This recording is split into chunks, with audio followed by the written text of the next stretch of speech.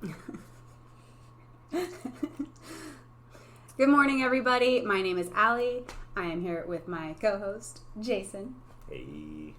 And today we are going to talk about a road trip that we just went on, and basically talk about, the pros and cons of going on a long, I would say, 2.5 week road trip with your significant other. So It was 2.5 weeks, wasn't it? 2.5 weeks. Jeez. Yeah. Yeah.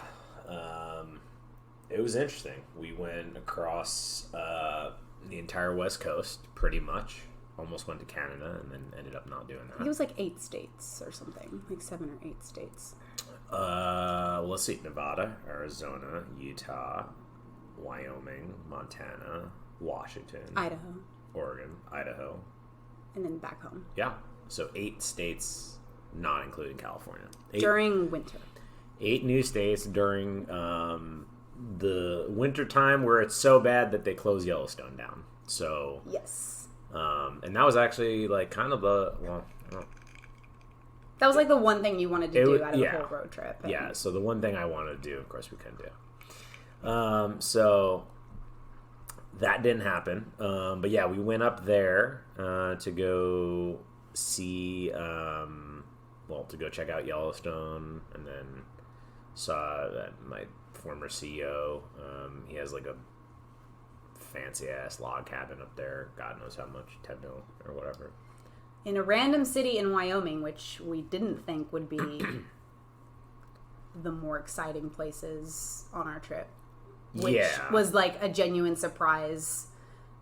Which I think is one of the bigger things that we learned on this trip was the states that you didn't think were exciting or had much to do or was the most beautiful ended up actually being the opposite.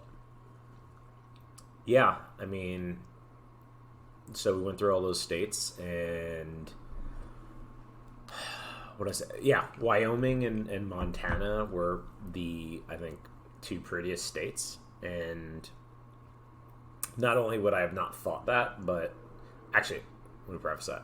I don't want to say just the prettiest they were, but like the best places we were at overall. Like it wasn't just the scenery, like the scenery, where we stayed, how we were treated, the fucking food. Oh my god.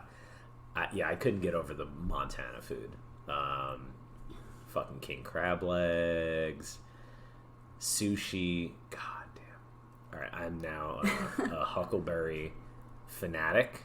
Huckleberry's a big thing up there in Montana, Idaho. I'd never seen a huckleberry prior to this trip. Like an actual huckleberry. Yeah, I mean, it just looks like a blueberry. That's what I thought. Like kind of tasted like one, but it's like a smaller version of a blueberry. Yeah, so we went to this really nice restaurant, and that was the night I had the king crab legs. So good. Platter was like that big. And yeah, so that was the night that I tried the huckleberry martini. And ever since then, I've been hooked. Got 2 bottles of huckleberry infused vodka since we came back that I bought. And yeah, but it was a fun time, and we got to spend it with Jim. You try to explain the no, I'm not explaining. Her family trees are ridiculous. Yes. There's too many fucking people, and everyone's like a step or like other this. It's very extended. Yeah. I'll tell you that. Yeah. Would you recommend couples go on 2.5 week road trips together? Would I recommend it? Alone. Yeah. I mean, I don't see why not. I mean, you've had people like say to you,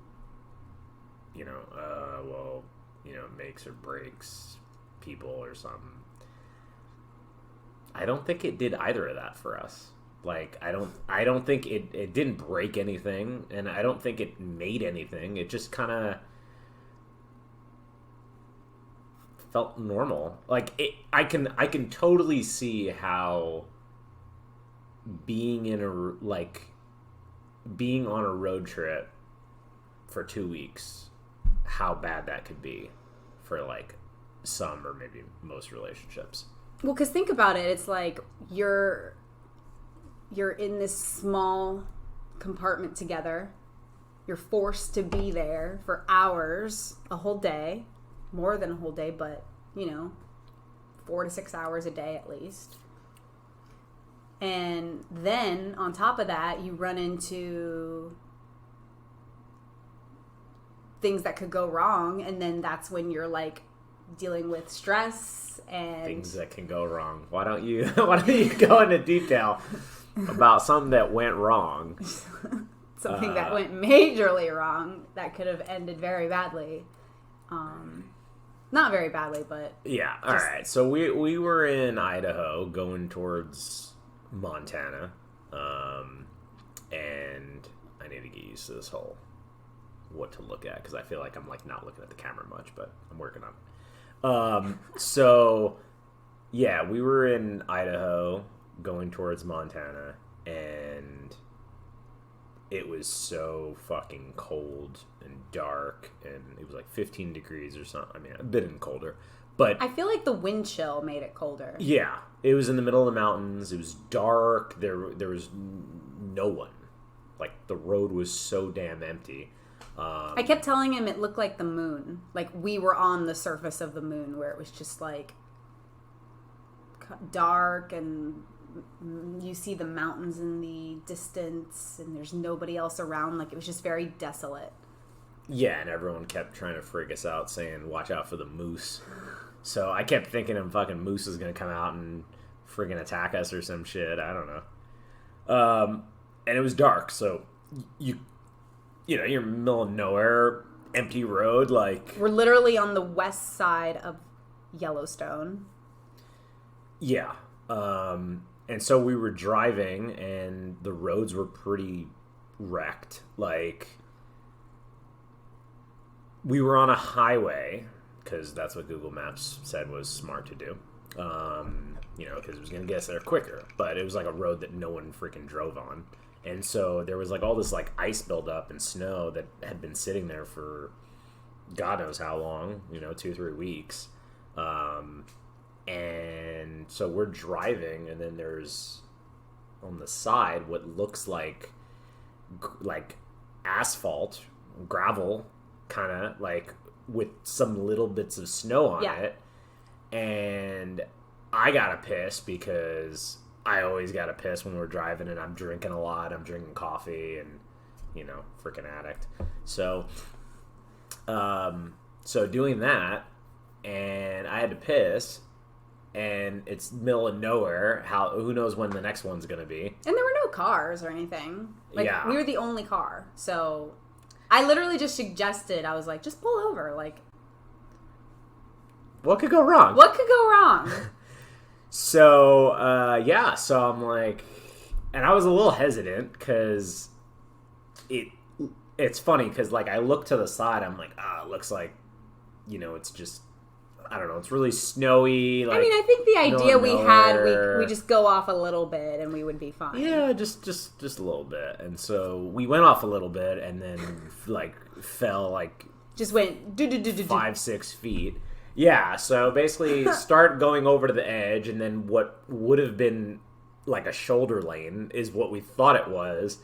It was like 6 feet of powder. Yeah. So it's like I started going over to the shoulder. And then all of a sudden the car just like freaking sinks. And when you like lose control of the car, right? And so freaking sank down, and I'm hitting. So like I see on my dashboard, it's got the car with the swerve lines, like that you'll generally get if your car's slipping, right? Like ABS is trying to kick in. Yeah. And I saw that and I was like, oh shit, not good. Because you really only get that with like really bad rain or whatever, and I was like, okay. So I saw that, and I tried hitting the gas, and wheels just spinning. Tried to open my door, it was like totally blocked. Yeah, so like I get out, I go around by her side. Yeah, she's like trying to pry the door open, and there's powder, like if this is the tire, powder is covering like that much of the tire. There was like maybe 3 inches or so that wasn't covered. It was bad. I tried digging some of the snow out so that he could like back up the car or go forward or just get some traction, and it just didn't work. And we just got so incredibly lucky because, like I said earlier, there were no cars driving on this road. It was so isolated, but like this guy in a pickup truck just happened to be driving by and just also happened to pull over. Like he didn't have to pull over. Although we did learn that they can't not stop if someone apparently it's I don't know if it's illegal or it's that cultural thing that like you do your due diligence by going out of your way to help those people. That they could be held liable if you don't pull over, but it's like, how could they find out? I mean, yeah, I don't know. We haven't Googled fucking law. Like, this guy with this license plate didn't help us. Yeah, and she was thinking he's a serial killer. I thought he was gonna... that's how they all start, these movies. It's, these tourists stranded. She watches a lot of murder podcasts. I'm a big murder podcast girl, so I'm sus of everyone. Yeah. But you seem to handle it pretty well. You didn't seem to feel like... Well, I kept him at, like, arm's length, Like, I was, like, not...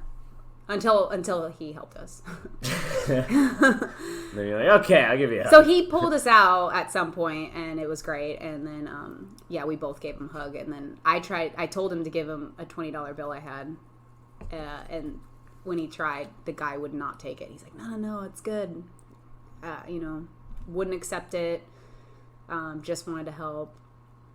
He lived not too far from where we got stuck. Crazy that he lives in the middle of nowhere like that. Yeah, and he got us out by hooking my front left tire on the hubcap. The rim? Wasn't it like the rim? Yeah, it was like one of the... I don't fucking know. It was so weird. No. It was just one of those situations that, like, here in California, you don't ever have to deal with. Oh, yeah. Yeah, no. I mean... My car is... The worst I've seen is flooding. Doesn't have winter tires or anything like that. I've seen streets, like, slightly flooded, but no snow, like, troubles. Yeah, so that whole trip ended up being, like... Or, not that trip. That part of the trip ended up being, like... Could have resulted in him pulling the front bumper off and... costing me $1,500 or something to repair it, and could have been a serial killer.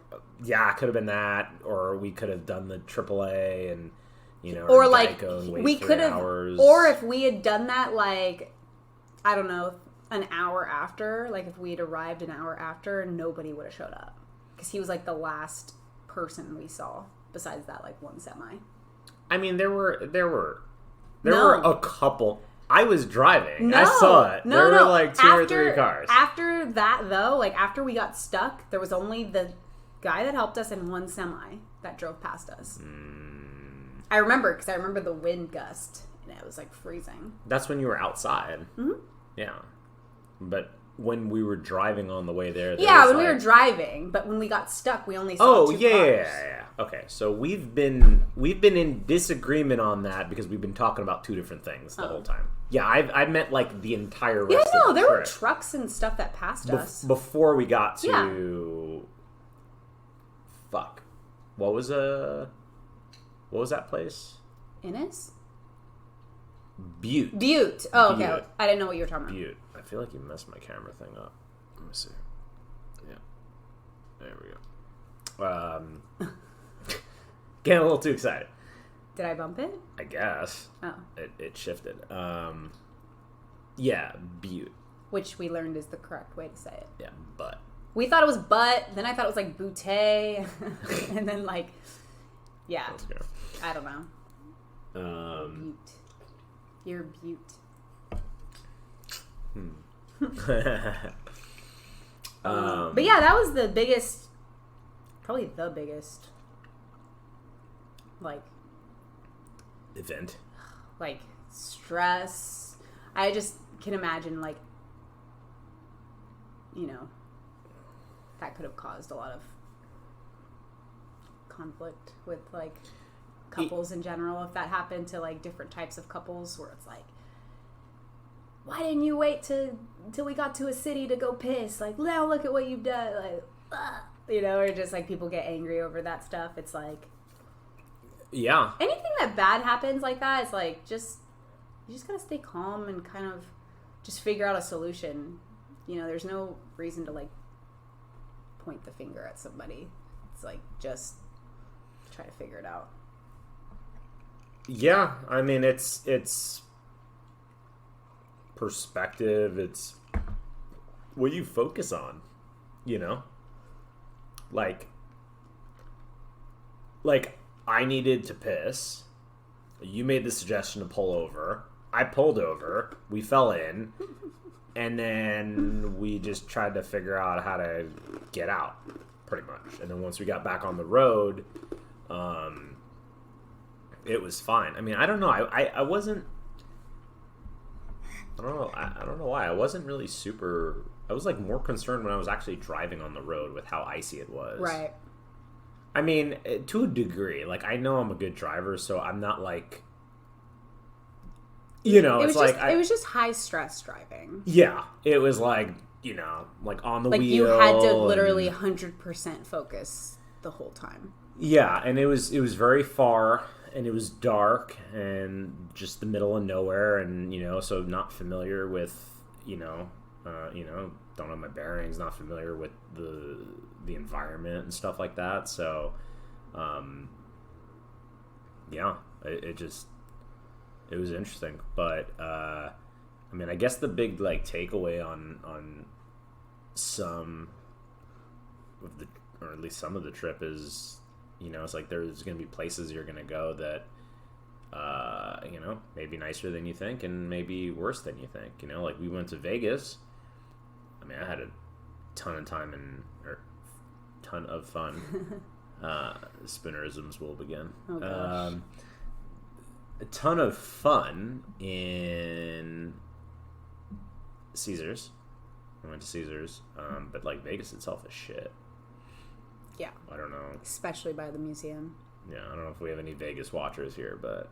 Sorry if we're offending, and also not sorry. Like, make it pretty. Yeah, we went to a... Henderson is nice. That's where the zoo was, right? Mm-hmm. Yeah, we like that. Yeah, we went to a Burger King by Zach Bagans because she wanted to go to that museum, and my it was so God, ghetto. Oh my God. It was so bad. Like, yeah. It was like when we were at the Burger King, that dude did not give a fuck. Like, it's like, you can spit in my food? Oh yeah, the worker. Yeah. I don't know. He was like, well, I don't know. He was like speaking Spanish or something in the back and just like yelling or some shit. I don't know what the hell was going on. I was just like, okay, hopefully this food is like good. And then... Yeah, that's just, yeah, it was so sketchy. But yeah.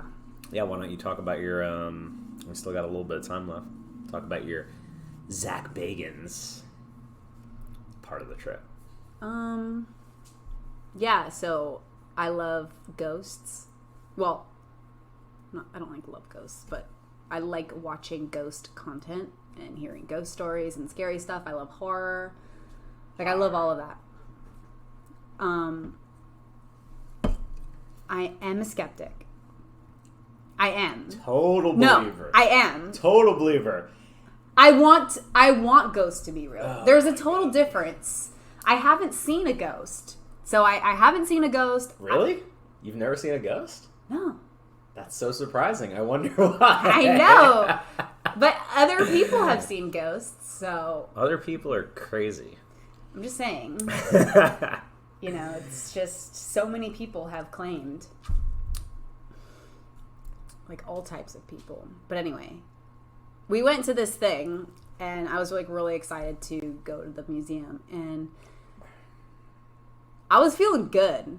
Like, I was not anxious. I was not scared. I was like, oh, if I see a ghost, that'll be awesome.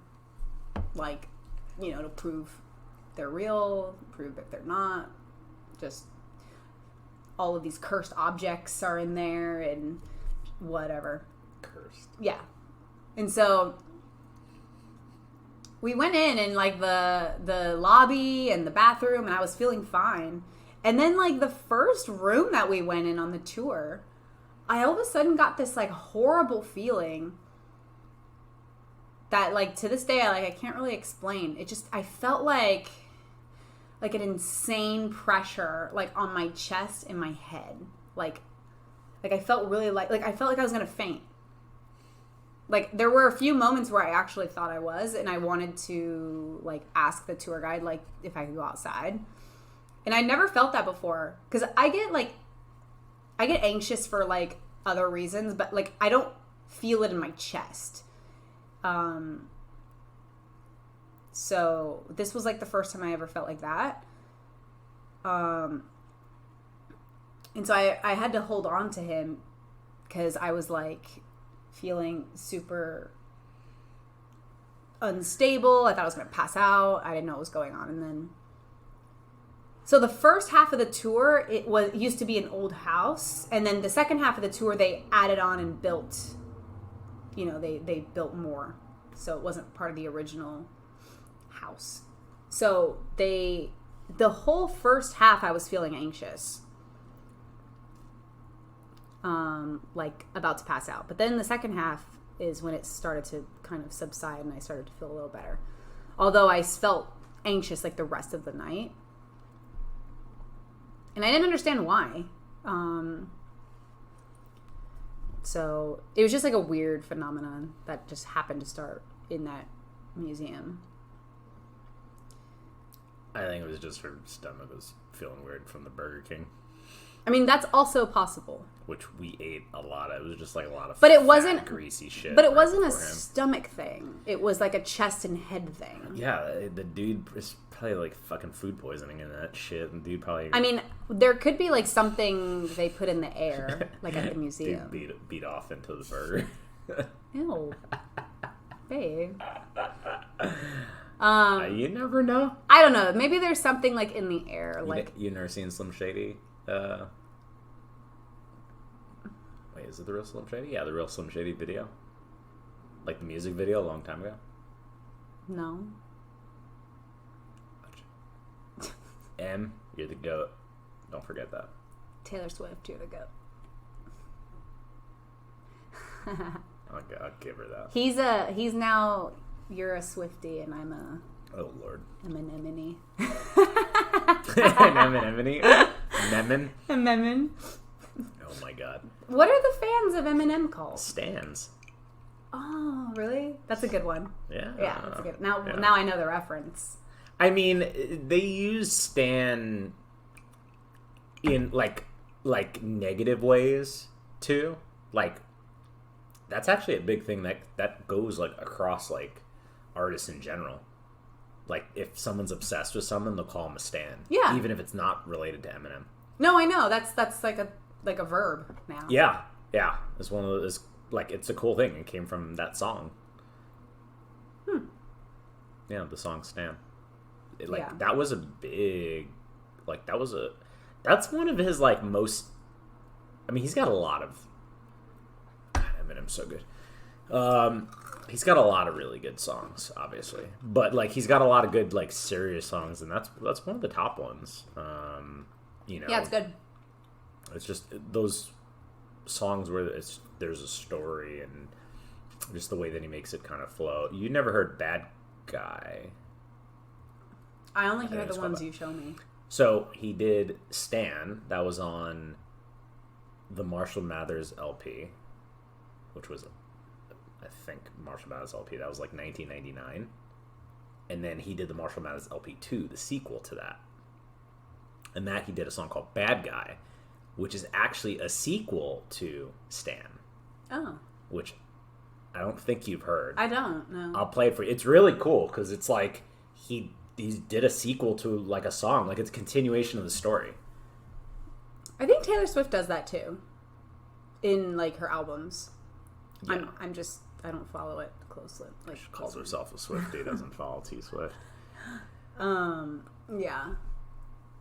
Yeah, no, I'm glad I can say that I know probably 30 Eminem songs at this point now. Yeah. 25, 30-ish. Like, I can name them now. We haven't done that game in a while. We haven't done that in a while, no. Oh, God, no, don't ask me to do it.